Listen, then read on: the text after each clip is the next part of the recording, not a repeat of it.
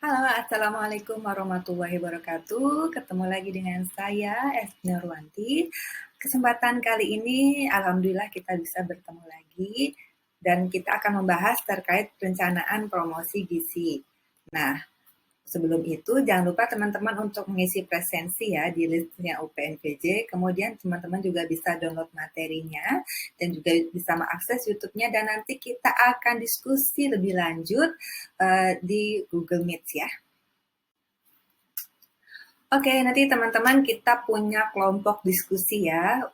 Nanti teman-teman silakan buat 5 kelompok. Nanti tiap kelompok membuat rancangan promosi gizi dengan 5 metode yang berbeda.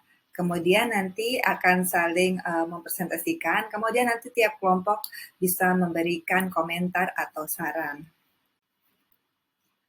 Oke, nanti alokasi waktunya karena 100 menit ya. Jadi nanti saya presentasi 50 menit, kemudian teman-teman memiliki waktu 50 menit ya untuk diskusi dan tiap kelompoknya diberi kesempatan untuk presentasi selama 10 menit ya. Selanjutnya apa saja yang akan kita dipelajari ya pada mata kuliah ini? Oke, jadi perencanaan promosi gizi yang pertama, kita kan merencanakan ya, kita akan memberikan edukasi gizi lah istilahnya. Tapi sebelumnya kita menentukan tujuannya apa, tujuan promosi gizinya apa yang pertama.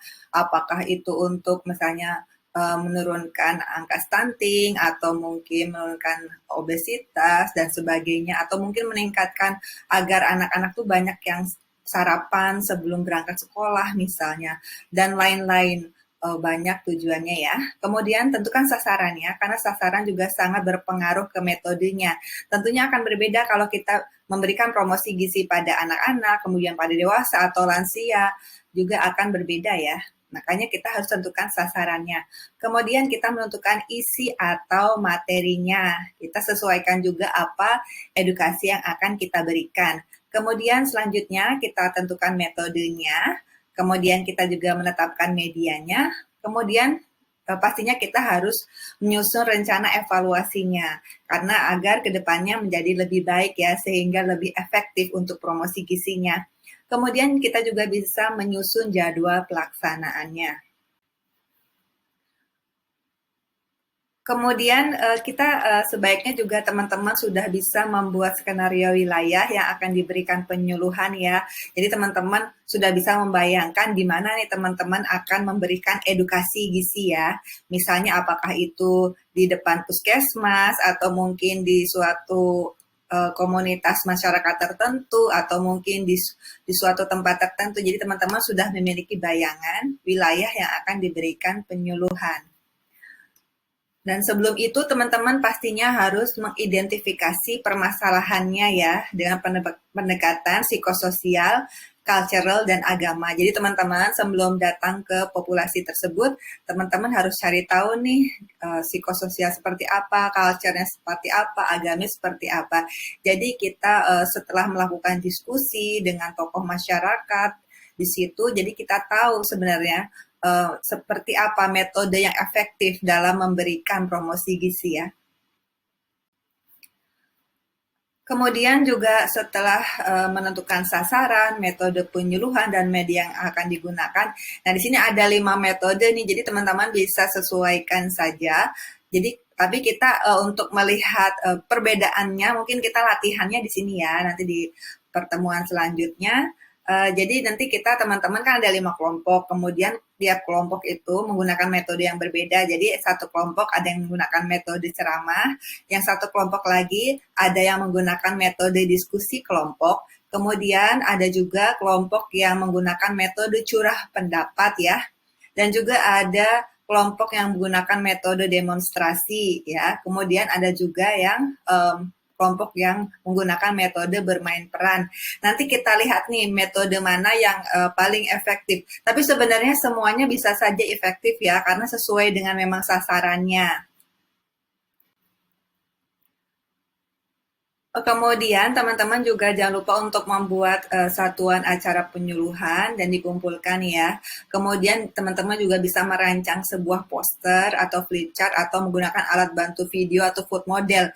Yang penting alat bantu tersebut bisa membantu tersampainya informasi edukasi gizi kepada kelompok sasaran kita. Kemudian nanti tentunya ada kriteria penilaiannya ya. Nanti teman-teman yang lain baik pun dosen akan menilai sesuai dengan kriteria berikut ini. Yang pertama tentunya kita menilai kesesuaian metode dengan sasaran penyuluhannya ya, karena memang harus sesuai ya, sasarannya seperti apa, kemudian metodenya seperti apa.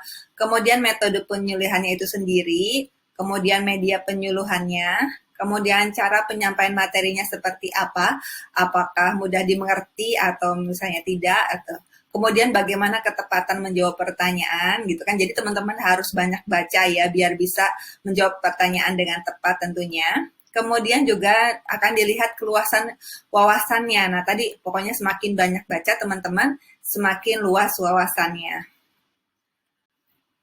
Oke, jadi teman-teman di sini sebelum kita mulai nanti ya pertemuan kita, jadi teman-teman sudah membuat rancangan promosi gizi dengan 5 metode yang berbeda. Nanti kita akan sharing di sana, kita akan melihat perbedaannya dan kita akan saling memberi masukan. Teman-teman juga bisa melihat contoh-contohnya di video-video di YouTube ataupun di sumber-sumber lainnya ya, dan tentunya pastikan sumbernya dapat terpercaya. Kemudian juga materi edukasi gizi yang diberikan tentunya harus ilmiah.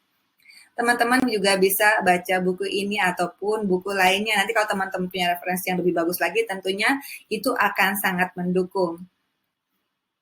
Baik, terima kasih teman-teman. Sampai ketemu di pertemuan berikutnya. Wassalamualaikum warahmatullahi wabarakatuh.